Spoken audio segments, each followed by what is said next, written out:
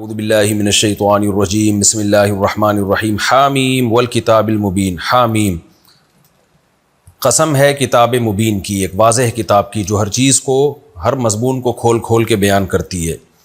انا انزلناہ فی لیلۃ مبارکۃ، ہم نے نازل کیا ہے اس قرآن کو ایک برکت والی رات میں۔ برکت عربی میں کہتے ہیں خیر کثیر کو۔ جب کسی چھوٹی سی چیز میں بہت زیادہ خیریں ہو نا تو ہم اس میں کہتے ہیں بھائی برکت ہو گئی ہے۔ تھوڑا سا کھانا بہت سے لوگوں کے لیے کافی ہو جائے تو ہم کہتے ہیں بھائی اس کھانے میں برکت۔ تھوڑے سے پیسوں میں بہت سارے کام آپ کے ہو جائیں تو کہتے ہیں برکت۔ تو برکت کا مطلب خیر کثیر۔ تو اللہ کہتے ہیں ہم نے برکت والی رات میں، رات تو ایک رات ہے، چھوٹی سی رات ہے، لیکن اس میں برکتیں بہت ہیں۔ اور کون سی رات ہے وہ؟ لیلۃ القدر، کیونکہ سورہ قدر میں آتا ہے انا انزلناہ فی لیلۃ القدر، ہم نے اس قرآن کو لیلۃ القدر میں نازل کیا ہے۔ تو بعض حضرات اس طرف گئے ہیں کہ یہ 15 شعبان کی رات میں قرآن کا نزول ہوا ہے، مگر یہ قول بہت ہی کمزور ضعیف ہے دلیل کے لحاظ سے۔ اس پر میرے بیانات موجود ہیں کہ دلیل کے لحاظ سے جو طاقتور اور قوی قول ہے وہ یہی ہے کہ قرآن مجید کا نزول لیلۃ القدر میں ہوا۔ اب یہاں سوال پیدا ہوتا ہے بھئی قرآن تو 23 سال میں نازل ہوا ہے، تو لیلۃ القدر میں نزول کا کیا مطلب ہے؟ تو اس کے دو مطلب بیان کیے گئے۔ ایک تو یہ کہ آسمان عرش سے جو آسمان دنیا پر آیا نا وہ لیلۃ القدر میں آیا، اس کے بعد پھر 23 سال میں نازل ہوتا رہا، یعنی لوح محفوظ سے جو آسمان دنیا میں آیا۔ اور دوسرا قول یہ ہے کہ لیلۃ القدر میں اس کے نزول کی ابتدا ہوئی ہے، یعنی پہلی دفعہ جو وحی نازل ہوئی وہ لیلۃ القدر میں نازل ہوئی ہے۔ بے شک ہم نے اس قرآن کو ایک برکت والی رات میں نازل کیا ہے۔ انا کننا منذرین، تھے ہم ڈرانے والے، یعنی اس کا مقصد کیا تھا کہ ہمارا ارادہ تھا ہم لوگوں کو ڈرائیں۔ دیکھیں اللہ کی ذات ارحم الراحمین ہے، اور جو ارحم الراحمین ہو وہ اس لائق نہیں ہوتی کہ اس سے ڈرا جائے، بلکہ وہ اس لائق ہوتی ہے کہ اس سے محبت کی جائے۔ لیکن اللہ تعالیٰ ڈرنے کا بھی حکم ہمیں دیتے ہیں۔ اس کی وجہ علماء نے یہ بیان کی ہے کہ جب اللہ کہتے ہیں نا مجھ سے ڈرو، مطلب ہے میری نافرمانی سے ڈرو، کیونکہ ارحم الراحمین تو ہے لیکن عزیز ذو انتقام بھی ہے، وہ انتقام لینے والی ذات بھی ہے۔ تو اگر گناہ کرو گے، برائی کرو گے تو اس کی سزا ملے گی۔ تو قرآن کہتا ہے کہ ہم نے قرآن کو اس لیے نازل کیا کہ دنیا میں بہت ساری برائیاں عام ہو گئی تھیں، شرک، زنا، شراب، والدین کے ساتھ نافرمانی، قطع رحمی، دنیا میں قتل و غارت جو عرب میں تھا اس وقت سب کو معلوم ہے، اور پوری دنیا میں تھا، جو ظلم عورتوں پہ ہوتا تھا، بچوں پہ ہوتا تھا۔ تو اللہ کہتے ہیں ہم نے قرآن اس لیے نازل کیا کہ ہم انسان کو ڈرانے والے تھے، یہ بتانے کے لیے کہ دنیا امتحان کی جگہ ہے، تم اگر یہاں ظلم کرو گے، برائی کرو گے تو اس کا تمہیں آخرت میں تمہیں بدلہ دینا، آخرت میں تمہیں اس کا بدلہ ملے گا۔ تو اس کے لیے قرآن نازل ہوا ہے۔ جبکہ جو قرآن کے منکرین ہیں وہ کہتے ہیں کوئی حساب و کتاب نہیں ہے، تو وہ دنیا میں جرائم کا ذریعہ بنتے ہیں پھر ایسے لوگ۔ فیہا یفرق کل امر حکیم، یہ وہ رات ہے جس میں ہر حکمت والا کام اس کا فیصلہ کر دیا جاتا ہے۔ دیکھیں تقدیر ازل سے ہے، اللہ کے علم میں ہمیشہ سے ہے یہ بات کہ کس وقت کیا ہوگا، کون کب مرے گا، کون کب پیدا ہوگا، کون کس کے رزق میں کب اضافہ ہوگا، کس کے رزق میں کب تنگی ہوگی۔ لیکن اللہ تعالیٰ اپنے یہ کام قرآن و سنت سے ثابت ہے کہ فرشتوں سے لیتے ہیں۔ تو اللہ تعالیٰ جو لوح محفوظ کی جو تقدیر ہے اس کے حساب سے اس سال میں اللہ تعالیٰ فرشتوں کے حوالے کر دیتے ہیں کہ اس سال فلاں کو رزق دینا ہے، فلاں سے رزق چھیننا ہے، فلاں کے لیے کی زندگی کو بڑھانا ہے، فلاں کی زندگی کو کم کرنا ہے۔ بڑھانے کا مطلب کیا ہے؟ اللہ کے علم میں تو تھا اس کی موت کب واقع ہوگی، لیکن ایک ظاہری لحاظ سے یہ ہوتا ہے کہ بھئی یہ بیمار ہے، اس سال اس کی موت ہو جائے گی، لیکن اللہ فرشتے کے حوالے کر دیتے ہیں یہ بات کہ اس کو صحت دینی ہے، اس کی ابھی موت واقع نہیں ہوگی۔ اور یہ کسی کے علم میں ہوتا ہے کہ یہ زندہ رہے گا، یعنی ظاہری لحاظ سے لگتا ہے کہ یہ زندہ رہے گا، لیکن اللہ کے علم میں ہوتا ہے کہ یہ سال موت واقع ہو جائے گی۔ تو اللہ فرشتوں کو بتا دیتے ہیں، کام ان کے حوالے کر دیتے ہیں کہ اس سال اس کو موت دینی ہے۔ تو یہ مطلب ہے، یعنی وہ بالکل ایسے ہی ہے جیسے گورنمنٹ کا کوئی پروجیکٹ ہو، ایک پلان ہو، لیکن جو ماتحت لوگ ہیں وہ پلان ان کے حوالے کر لیے جا رہا ہو، فائلیں ان کے حوالے کی جا رہی ہوں پورے سال کے لیے کہ اس سال آپ نے کیا کیا کرنا ہے، کیا کیا نہیں کرنا۔ تو یہ والے فیصلے اس سال میں، اس رات میں ہوتے ہیں، اور اللہ وہ فرشتوں کے حوالے کر دیتے ہیں۔ تو یعنی اصل جو تقدیر ہے، لوح محفوظ میں جو تقدیر ہے وہ تو اٹل ہے، وہ تو چینج نہیں ہو سکتی۔ اسی وجہ سے علماء کہتے ہیں بھئی تقدیر کی دو قسمیں، ایک تقدیر معلق، ایک تقدیر مبرم۔ تقدیر معلق یہ ہوتی ہے کہ اگر اس نے دعا مانگی تو اس کا یہ کام ہو جائے گا، دعا نہیں مانگی تو یہ کام نہیں ہوگا، اس نے علاج کیا تو صحت ملے گی، علاج نہیں کیا تو صحت نہیں ملے گی، یہ معلق تقدیر ہے۔ یہ معلق ہوتی ہے علاج کرنے یا نہ کرنے سے، دعا مانگنے یا نہ مانگنے سے۔ لیکن تقدیر مبرم میں یہ لکھا ہوتا ہے کہ یہ چونکہ علاج کرے گا لہذا صحت ملے گی، یہ چونکہ دعا مانگے گا لہذا اس کو صحت ملے گی۔ تو وہ جو اللہ کے علم کا نام ہے جو تقدیر، وہ اٹل ہے، وہ کبھی بھی چینج نہیں ہوتی۔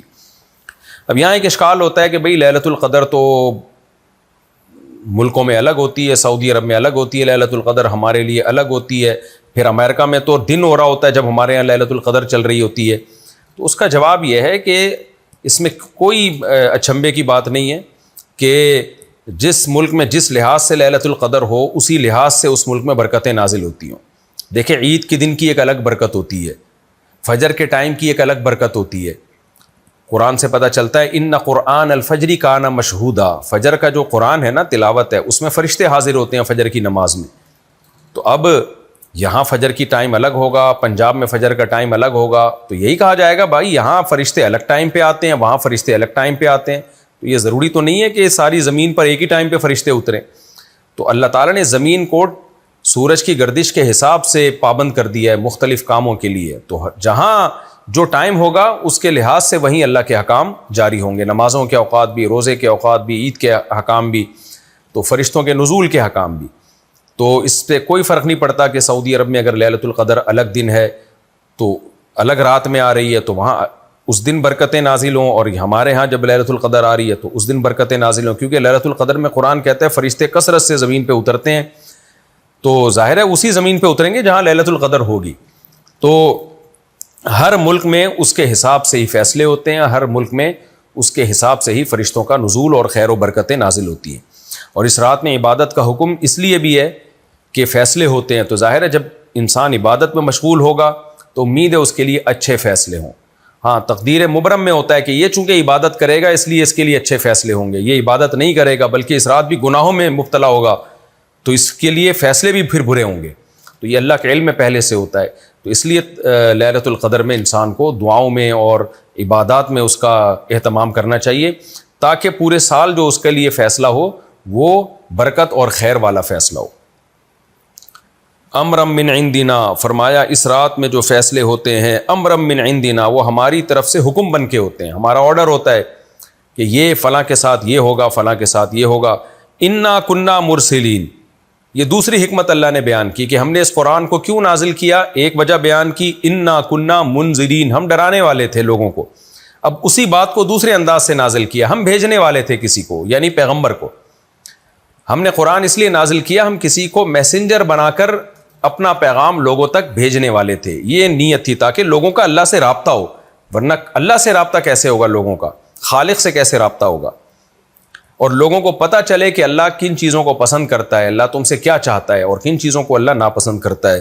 رحمتا من ربک، اب چونکہ شروع میں اللہ نے بتایا نا کہ ہم نے قرآن اس لیے نازل کیا ہم تمہیں ڈرانا چاہتے تھے، تو اس سے یہ وہم ہوتا ہے کہ گویا قرآن لوگوں کے لیے زحمت ہے، معاذ اللہ ایک لوگوں کے لیے ایک مشکل کا ذریعہ ہے۔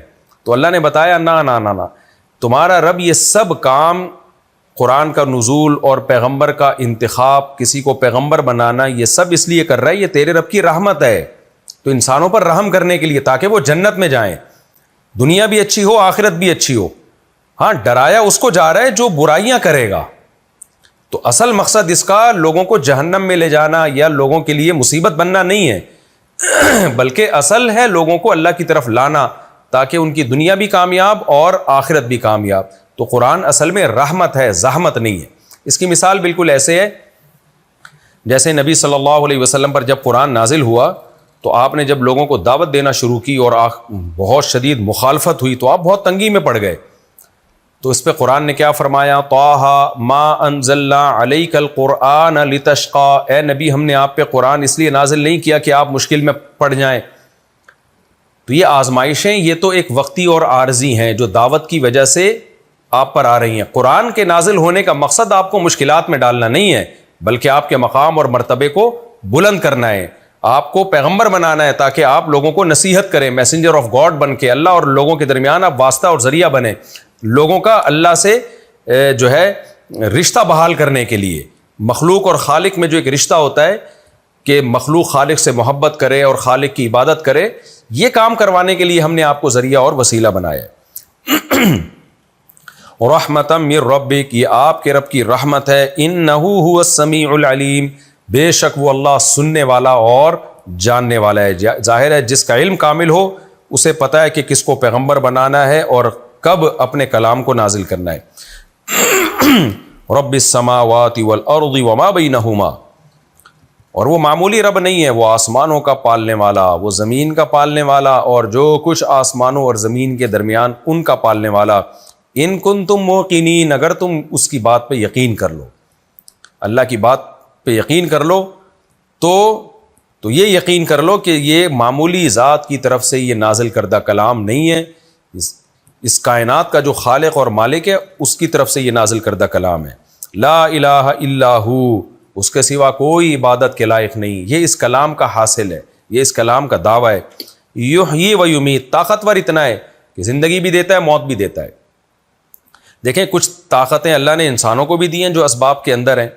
وہ طاقتیں کیا ہیں؟ ہم گلاس کو یہاں سے وہاں کر سکتے ہیں, ہم گلاس میں پانی ڈال سکتے ہیں, ہم چل سکتے ہیں اور کوئی وزن اٹھا سکتے ہیں.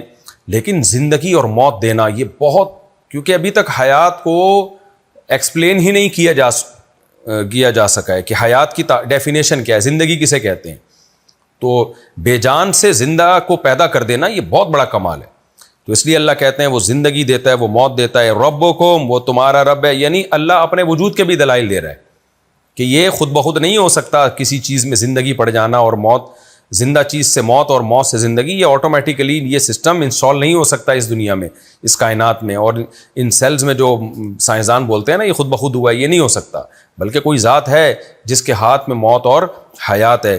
وہ تمہارا بھی رب ہے اور تمہارے آبائکم الاولین, جو پہلے باپ دادے گزر چکے ان کا بھی وہی رب ہے. بل ہم فی شک یلعبون, ہونا یہ چاہیے تھا کہ یہ سب باتیں سن کے یہ مان لیتے, ان میں کوئی بات ایسی نہیں ہے جو فطرت کے خلاف ہو, نیچر کو اپیل نہ کرتی ہو. کتنی آسان دعوت ہے قرآن کی. کوئی خالق ہے, ہاں بھائی ہے بالکل. وہ بندوں سے رابطے کے لیے اپنا کلام نازل کر رہا ہے, جی بالکل نازل کر سکتا ہے, اس میں کوئی اچنبھے کی بات نہیں ہے. اس نے اس کے لیے محمد صلی اللہ علیہ وسلم کا انتخاب کیا جیسے پہلے پیغمبروں کا انتخاب کیا تھا, ہاں بھائی انتخاب کیا. لیکن اللہ کہتے ہیں یہ سب باتیں نیچر کو اپیل کرتی ہیں اور ان سب باتوں پر دلائل قائم ہے, لیکن بل کا مطلب کیا ہوتا ہے؟ وہ اس کے برخلاف رہا ہے. وہ کیا ہو رہا ہے؟ ہم فی شک یلعبون, یہ لوگ شک میں پڑے ہوئے ہیں. یلعبون, اور اس کو سنجیدہ نہیں لے رہے, کھیل تماشوں میں لگے ہوئے ہیں. وجہ کیا ہے کہ یہ سمجھتے ہیں ہم بس پیدا ہو گئے ہیں اور خود بخود ہو گئے ہیں اور اللہ ہمیں پیدا کر کے معاذ اللہ بھول گیا ہے.